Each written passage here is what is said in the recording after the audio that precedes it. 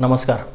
हे बघा, डायबिटीस म्हणजे फक्त साखर वाढणं हा एवढा एकच मुद्दा नाही आहे. तर हा आजार आपल्या शरीरातील रक्तवाहिन्या आणि जे काही नर्वस सिस्टीम असते त्याच्यावर सुद्धा हळूहळू परिणाम करत असतो. विशेषतः पायांमध्ये हे बदल अधिक प्रमाणामध्ये होतात.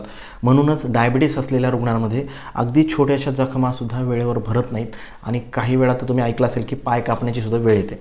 आता हा इतका मोठा धोका असूनसुद्धा योग्य जर काळजी घेतली तर हा धोका आपल्याला नक्कीच टाळता येतो.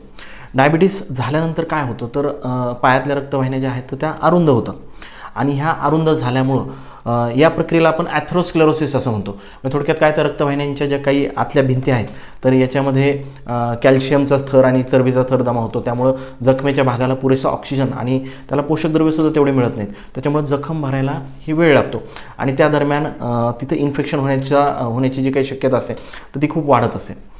दुसरी महत्त्वाची गोष्ट म्हणजे फक्त रक्तपुरवठाच कमी होत नाही तर डायबिटीसमुळं पायातले जे काही नर्व्ज असतात, ज्या नसा असतात त्याच्यावर देखील परिणाम झालेला असतो आणि यालाच आपण डायबेटिक न्यूरोपॅथी असं म्हणतो. त्याच्यामुळे काय होतं, नसांवर परिणाम झाल्यामुळं पायातल्या संवेदना कमी होतात आणि मग काही लोकांना जरी साधा काटा टोचला किंवा कुठं फोड आला किंवा चप्पल घासली तरी पेशंटला कुठल्याही वेदना जाणवत नाहीत, काही जाणवत नाही. वेदना न झाल्यामुळं जखम लपून राहते आणि ती वाढत जाते. काही वेळा जखमेमध्ये इन्फेक्शन होतं आणि ते पसरतं आणि अगदी गँग्रीनपर्यंत सुद्धा ह्या गोष्टी पोहोचतात बघा. परंतु काळजी घ्यायची पद्धत एकदम सोपी आहे. रोज काय करायचं आहे, पाय स्वच्छ धुवायचे आहेत आणि बोटांच्या मधल्या जागा असतात ना त्या विशेषतः त्या कोरड्या ठेवा. दररोज पाय आपण तपासा, कुठं जखम आहे का, कुठं फोड आहे का, लालसरपणा किंवा कुठं काळा डाग दिसतो का हे बघा. नखं जे असतात तर ते अगदी नखं सरळ कापा, म्हणजे एकदम खूप कोपऱ्यातून वगैरे खोलवर कापू नका. मऊ पण फिट बसणाऱ्या पण खूप घट्ट नसलेल्या चपला तुम्ही वापरा. खडबडीत सोल किंवा हाय हिल्स याच्यासारख्या चपला टाळा. पाय कोरडे असल्यास, खूप कोरडे वाटत असेल तर मॉइश्चरायझर वापरा, परंतु हे मॉइश्चरायझर पायाच्या बोटांच्या मध्ये लावू नका. आणि सगळ्यात महत्त्वाची गोष्ट म्हणजे जर जखम झाली तर ती आपोआप भरून येईल म्हणून घरीच थांबू नका. त्वरित आपल्या जवळच्या डॉक्टरांचा सल्ला घ्या.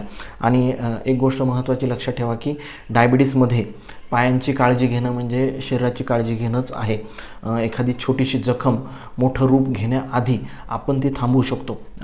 ती म्हणजे योग्य साखर नियंत्रण, योग्य आहार, दररोज आपल्या पायांची तपासणी, या अगदी साध्या साध्या गोष्टी आपले पाय वाचवत असतात आणि आपलं जीवनसुद्धा वाचवत असतात. त्याच्यामुळेच हेल्दी फूड म्हणजेच हेल्दी लाईफ आहे हे लक्षात ठेवा.